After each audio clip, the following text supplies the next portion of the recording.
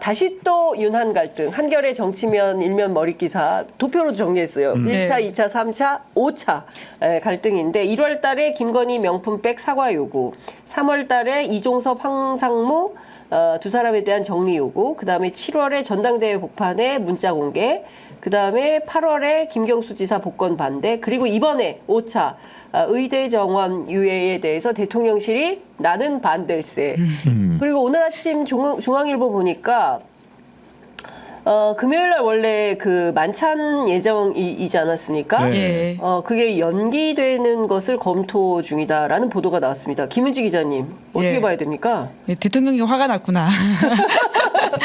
라는 생각을 할 수밖에 아니, 없는데요. 요새 뭐 경로가 잦아들고 술도 자제하시고 뭐 이렇다는 이기용 칼럼이 있었는데. 예, 굉장히 화제였죠. 사실은 네. 대통령이 술을 줄였다는 자체가 기사가 된다는 게 참. 얼마나 황당한 상황인가라는 생각은 들긴 하는데요. 네. 이제 그럼에도 불구하고 보수 언론에서조차 대통령이 좀 달라졌다라고 하는 것을 안도감을 표하는 게 이제 그런 모습, 경로와 술이라고 한 두 가지 키워드라고 볼 수 있는데요. 네. 그러니까 여튼 지금 8월 30일에 이제 정기국회가 들어가기 전에 이제 여당 이제 지도부와 대통령이 만나가지고는 이제 의기투합을 해보겠다라고 하는 것이 이 모임의 취지였던 것으로 알고 있습니다. 네. 그런데 이제 의기투합할 수 없는 상황이 생겼다라고 대통령은 판단을 하고 있는 것 같고요. 네. 사실 이게 용산발 출입 기자의 기사로 나온 것이기 때문에 대통령실의 판단, 대통령실 기류를 읽을 수 있는 기사라는 생각이 드는데요. 네. 그러니까 상황 변경이 무엇이었냐라고 본다면 어젯밤에 한동훈 대표가 네. 더 큰 책임을 가져야 된다는 취지의 글을 썼거든요. 네. 의료 대란에 있어서 본인은 여전히 다른 생각을 가지고 있다. 예. 대통령실이 좀 문제 해결해라라고 압박을 넣은 것이기 때문에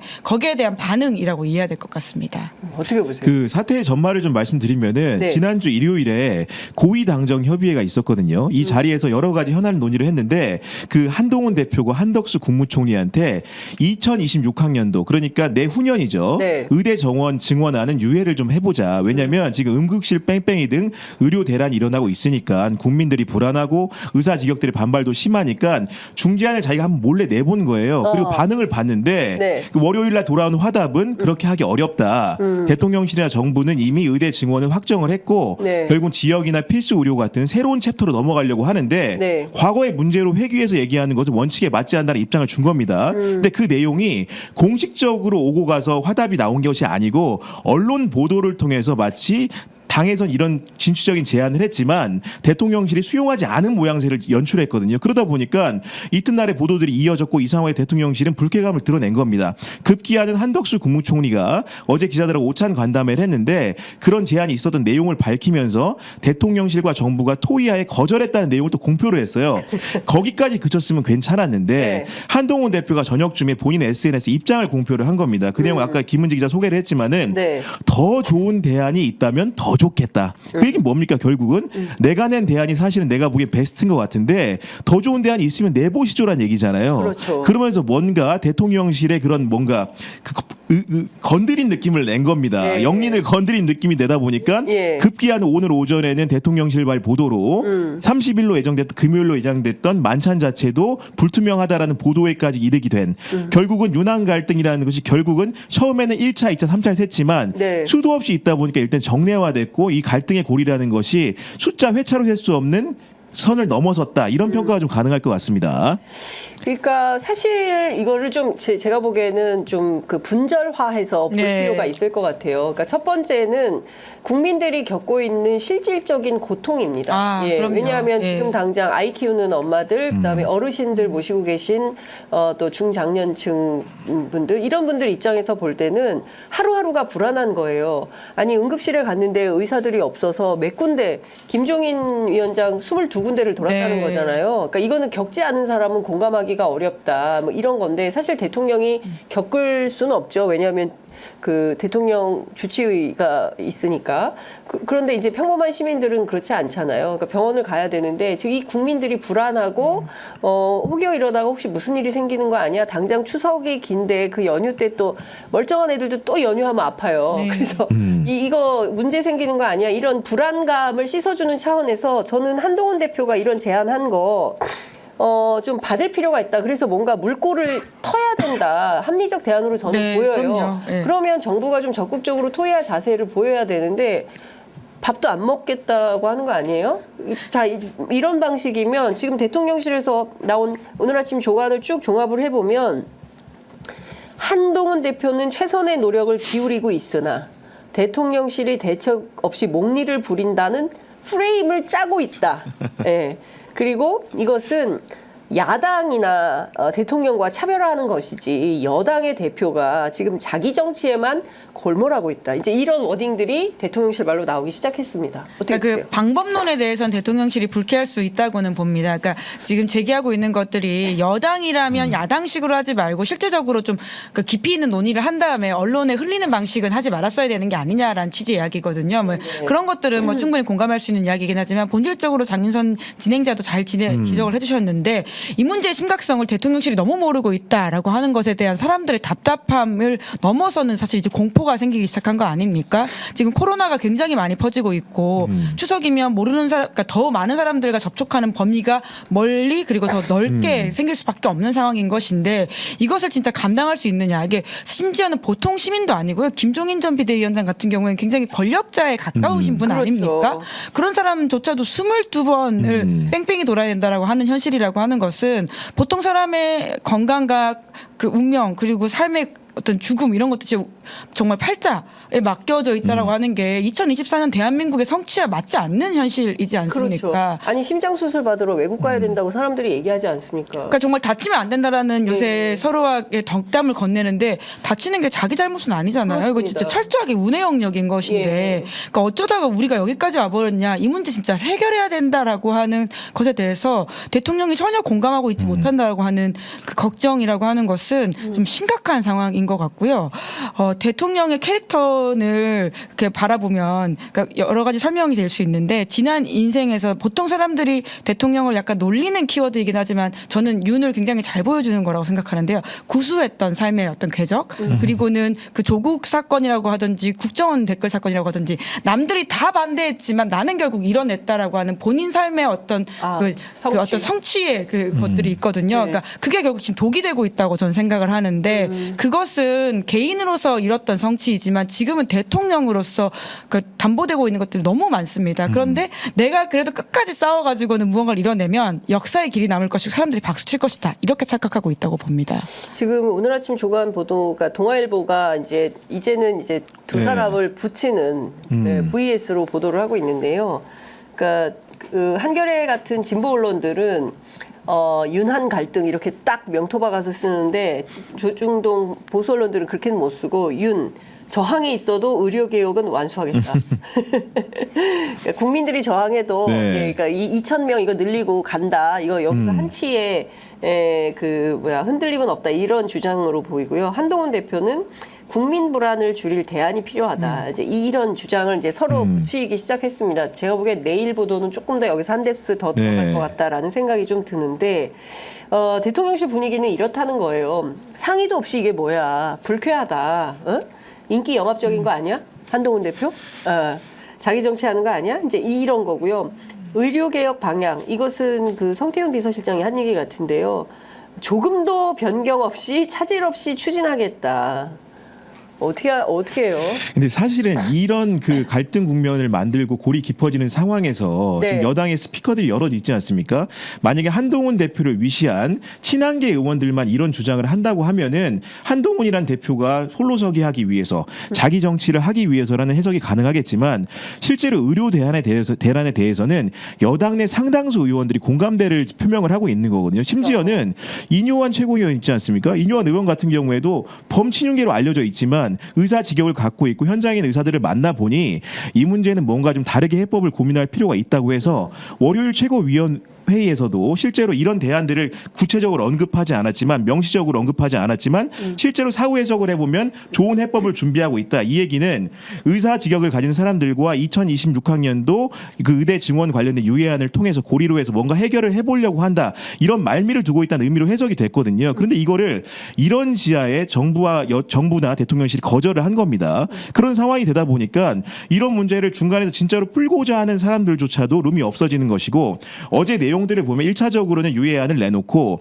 그리고 의사 직역들과 갈등고를 조장했던 박민수 2차관에 대한 인사건의 같은 것도 2차적으로 준비를 했던 것 같아요. 근데 일단 1보 전진에서 막혀버리니까 2보 전진은 커녕인 상황이 되는 거거든요. 그렇기 때문에 이런 부분들에 대해서 너무 말미를 두지 않고 대화 타협의 여지를 두지 않는다. 심지어 야당을 상대로도 아니고 진언을 할 여당을 상대로 이렇게 정치를 한다. 그렇기 때문에 국민들이 뭐라고 생각하겠습니까? 그러니까요. 대통령의 고집 네. 때문에 이러다가 우리 다 죽어.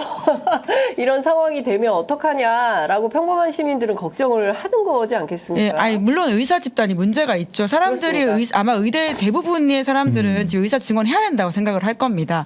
이제 그럼에도 불구하고 상황이 여기까지 이제 끌려왔으면 무언가 대책을 내놔야 되는데 지금 담보 잡고 있는 것이 무엇이냐에 대한 대통령의 감각이 굉장히 부족하다. 그러니까 담보 잡고 있는 것은 본인의 고집이 아니라요, 국민의 생명입니다. 맞습니다. 그걸 가지고 정치 지도자가 감히 어떤 게임하듯이 협상을 한다라고 하는 것은 본인의 책무를 너무 가볍게 여기고 있다는 생각이 들고요.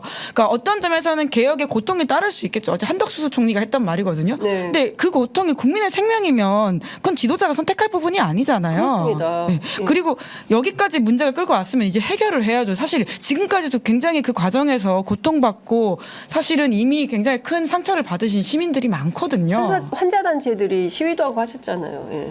예. 근데 정말 좀 대통령이 이 문제를 좀 가볍게 여기고 있는 것 같다라는 생각이 듭니다. 아마 본인은 가볍게 여기지 않기 때문에 이렇게 한다고 생각할 텐데요. 아주 큰 착각입니다. 근데 제가 보기에는 일단 제가 이게 몇 가지로 슬라이스를 해서 봐야 된다고 말씀드렸는데 지금 김은지 기자님께서 잘 지적해 주신 대로 국민 눈높이가 부족해 보여요. 그러니까 국민들이 현장에서 당하거나 겪고 있는 고통이나 어려움이나 아픔에 대해서 공감이 안 된다라는 문제를 지적할 수가 있을 것 같고, 저는 이것도 심각하지만 또 심각한 문제는 뭐냐면 대통령이 끊임없이 이분법적 사고를 하고 정쟁으로 어떤 게임으로 정치로만 보고 있다.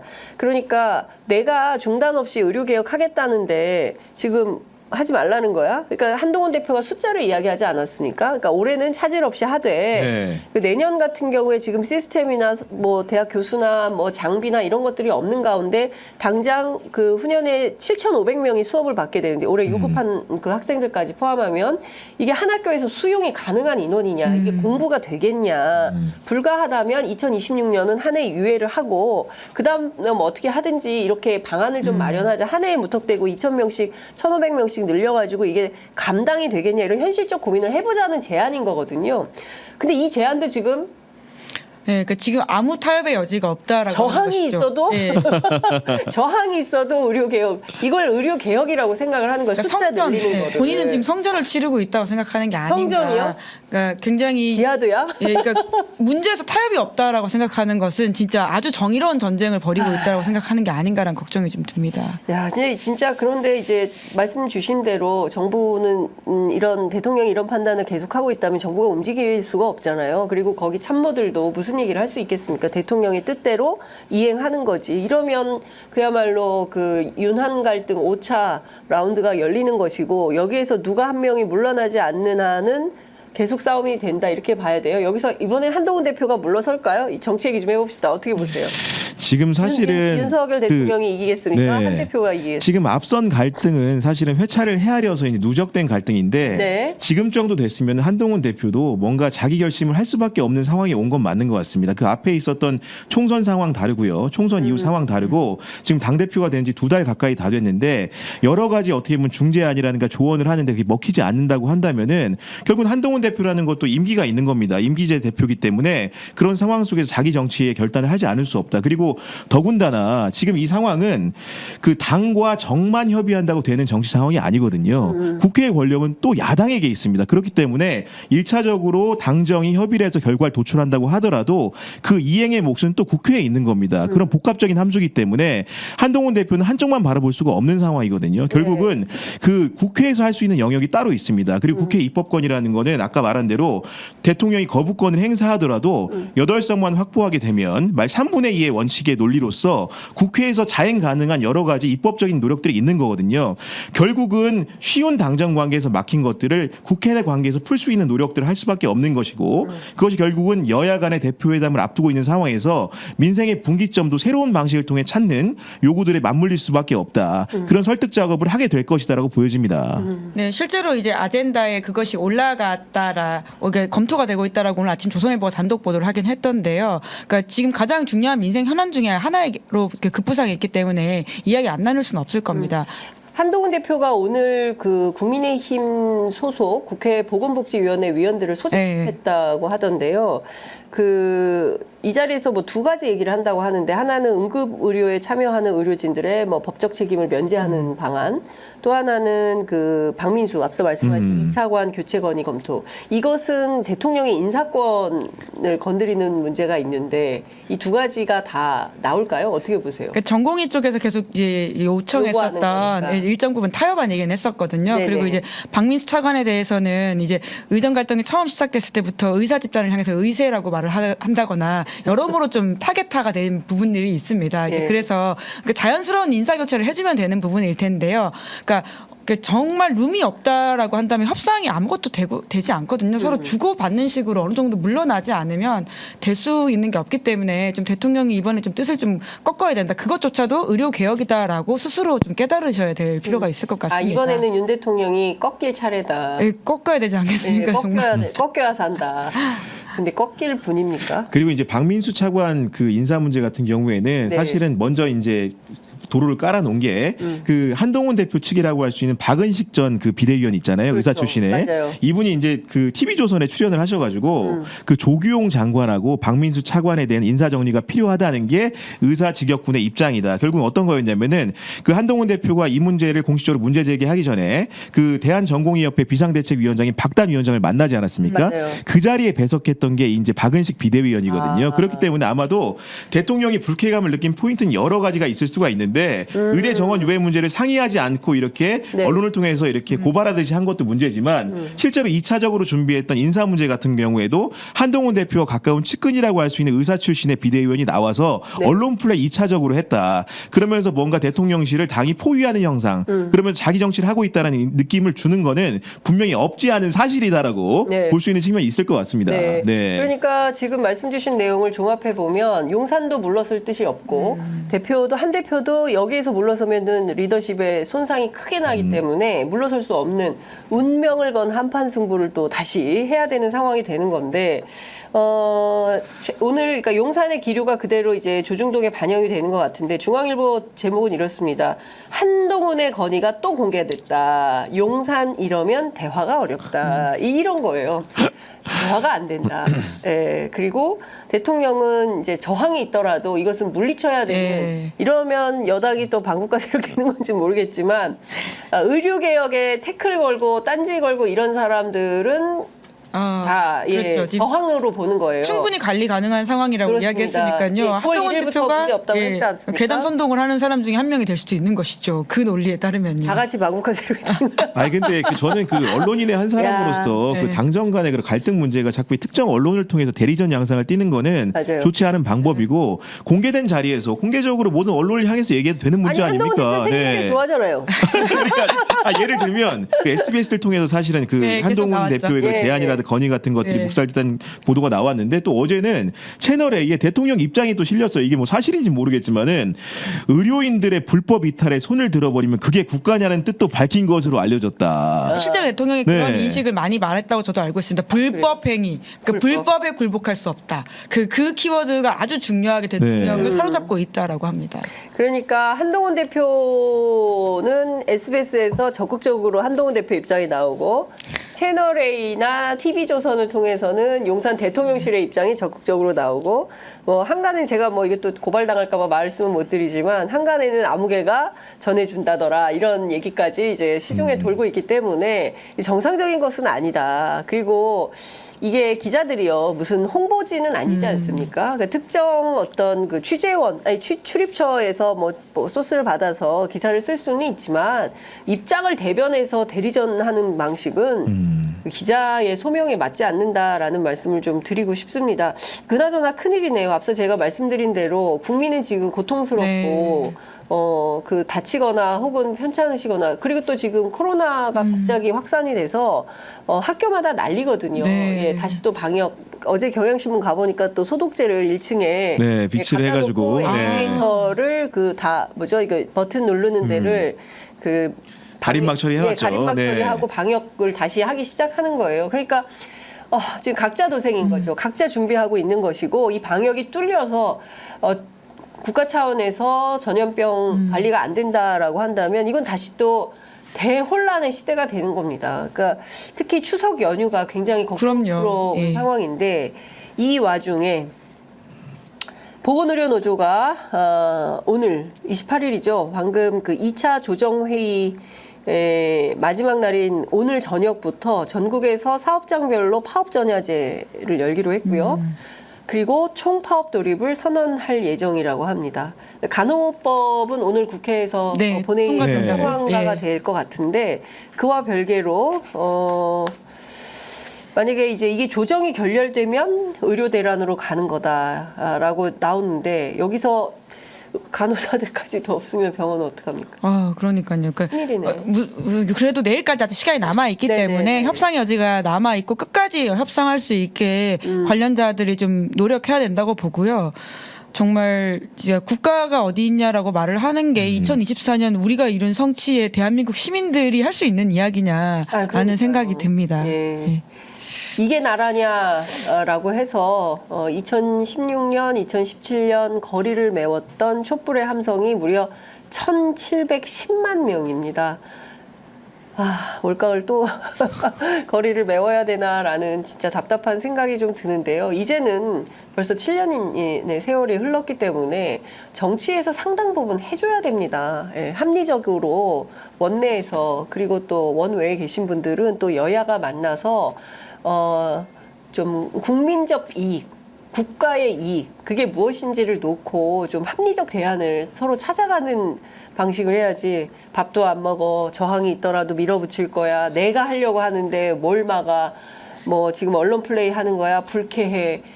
이러면 이게 안 됩니다. 그 개그 콘서트에 그거 있죠. 대화가 필요해. 그 선물해드리고 싶어요. 답답합니다. 근데 다른 건 몰라도 어린아이가 있죠, 집에. 네. 아예 안 아프죠. 그 뭐 지금 안 아프고 잘 지내서 다행인데 네. 아무래도 저희도 이제 그 보육을 위탁하는 입장이다 보니까 그 집단적인 주거 공간에서 여러 그렇죠. 사람들이 있지 않습니까? 예, 만약에 어린이집 유치원인데. 과거에 이제 코로나 그 감염 국면을 생각해 보면은 한 명이 걸리면 결국은 우리가 이제 일을 하는 상황에서 아이를 맡길 곳이 없는 상황이 도래하면 그 이후에 또 보육의 문제로 남는 겁니다. 맞아요. 2차적으로 이어지는 문제가 네. 있기 때문에 1차적으로 의료라는 기초적인 단계에서 굉장히 그 안전망이 잘 되어 있어야만 보육의 문제라든가 번지지 않는 건데 그렇죠. 그런 부분들에 대한 갈등과 우려가 많이 되는 게 사실입니다. 예. 그러니까 일상생활이 안 되는 거예요. 만약에 구교영 기자님 그 아이가 뭐 코로나 그럴 일은 절대 없어야 되지만 뭐 아이들이 그럴 수 있잖아요. 네. 같이 집단 생활을 하니까 그럴 경우에 당장 엄마 오셔야 되고 못 오시면 뭐 휴가 내야 되고 네. 편의점 출연을 못 하게 됩니다. 절대 그런 일은 있어서는 안 아니 됩니다. 안고 옵니다 제가. 네, 아예 안고 오세요. 최초 보육 방송 한번 하시죠, 뭐 그냥. 막 예. 돌아다니고 스튜디오에 더 재밌을 것 같네요. 네, 아이와 함께하는 방송 저희가 해보도록 하겠습니다.